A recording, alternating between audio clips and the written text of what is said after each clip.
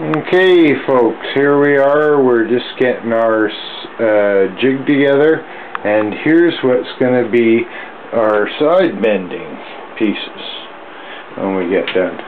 Okay, so anyway, we go over here, and in between each one, on this side, on this side, on this side, so that's 3 sides, we'll put glue. And basically, when we get them all together, we'll feel on the inside, and we'll feel the master where it sits, and then we'll feel outwards because they're all oversized, and we'll go to the back and do the same thing. And after we determine that, we just put a clamp on ever so slight, pushing these edges right down because they're square, remember, we've supposedly cut them that way. And then we get a square in here to see that they're square. At that point in time, remember, we've applied glue, so we just put a little bit of pressure onto the clamp.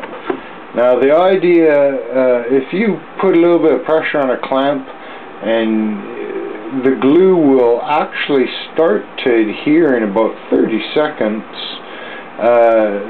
where you can go back here and you can square up this side, and you throw another clamp on there, pushing them all down, making sure they're all nice and square, and then put a clamp on it, and then you have the 2 clamps on. You could put another clamp here, and then another clamp here, and another clamp here, and you let it all sit for about 20 minutes or so, and then you can get these screws, and notice how they go just about through to the other side, but not quite. I'll put a bunch of them in, like one here and one there, and every 3 inches or so, and one on the end here, and but not in the way where the bolt's going to go. You want it over here.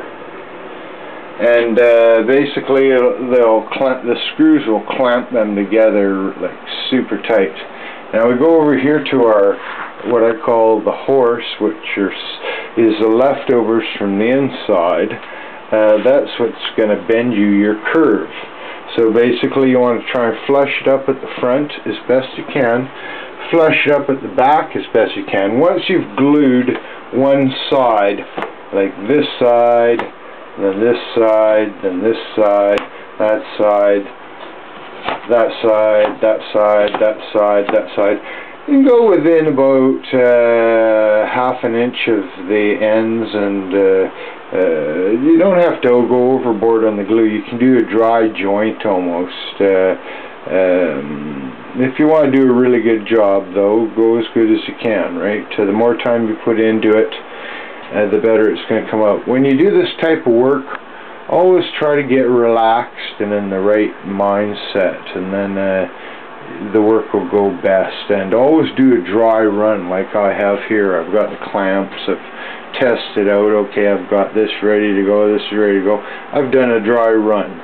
Now I'm ready to throw glue in, and then once I see that it's square for a second time after putting a couple clamps on it, and put pressure down on it and make sure everything's flush at the bottom here, because when these 2 ends go together, they got to be square.